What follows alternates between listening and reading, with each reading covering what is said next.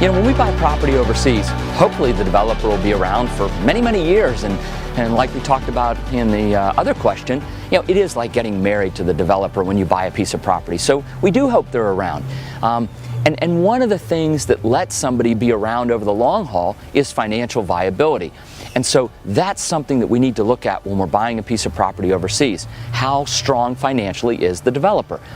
Do they have a track record? My goodness, like experience in the business is so important. And one of the things we see in this part of the world are what I call hobbyist developers. They come down because they love to dive here in Belize, or like to surf in Nicaragua or Costa Rica, or they just want to move to Panama to enjoy a nice retirement. But they're probably not the kind of people that could kick up and put their feet up and lay in a hammock all day. So they buy a piece of property and they start developing. That's fine. Understand what it is. Experience. How long have they been around? Have they done this before? So important. You don't want to be the experiment that they try everything out on. Or maybe you do want to be the experiment. I don't know. That's up to you. Just know what it is going in up front. But the financial viability of a company is so important. And you know, this is hard for us as North Americans to really ask.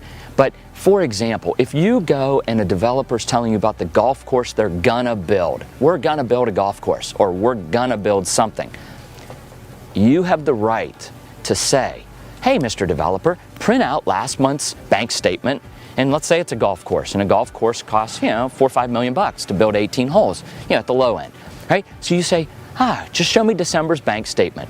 And if you see $4 or $5 million on the bank statement, great, he's got the money to build a golf course. If he's got a few $100,000, you have the right to ask the developer, well, how are you gonna build a golf course with $200,000? See, gonna is the easiest word in the developer or salesperson's lexicon, okay?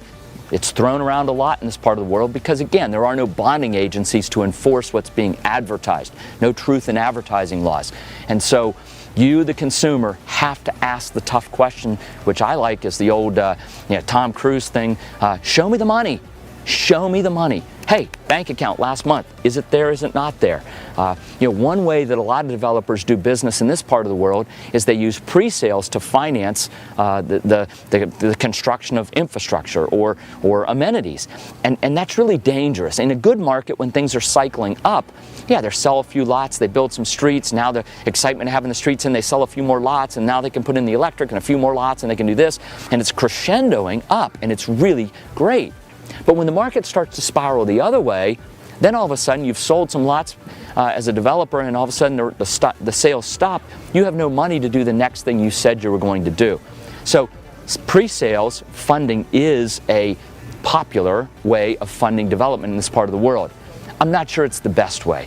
I mean, either the developer has their own money, they've got wealth of some kind to bring to the table to do this infrastructure outlay, to build the clubhouse, build the pools, whatever it is, or the developer has the ability to raise money in an equity capital fashion. That's what our company's chosen to do. We've set up our company to be much like a North American company. We have shareholders, we raise equity, we take that equity and we actually do what we say we're going to do with it. And we have done what we said we were going to do for the last 16 years.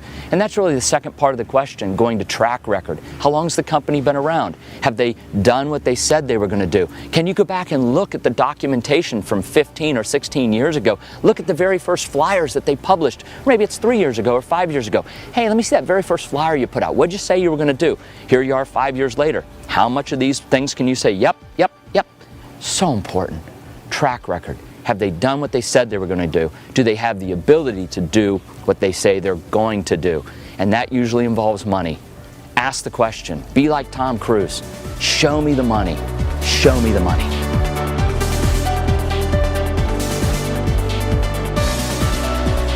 Something else that's important for many, many folks coming south of the border is some type of financing, and it's generally not available in this part of the world. The banks in Latin America don't like to lend to North Americans, and certainly banks in the U.S. don't like to lend on collateral in Belize or Costa Rica or Panama. And so there's a hole in the market. And so what tends to happen is buyers have to come and be able to write the check, so to speak, or wire the funds for 100% of the purchase price. The real issue is if you don't have that, then you have to go to the developer and try to negotiate some kind of, well, what if I put 50% down or those kinds of things, and that's fine when you can do it. Financing is so important. We work with KeyBank in Belize, and KeyBank has agreed to finance our customers up to 50%. And we then have the choice to work with a client like yourselves and hold a second position of 20 or 30%. So we can actually go to the marketplace, help you, and say, hey, look, if you're coming down and you've got 20 or 30% down, say on a $200,000 condo, the bank and our company, because we are financially strong, can carry the rest of that balance over a term of 10, 15, even 20 years. So financing is important.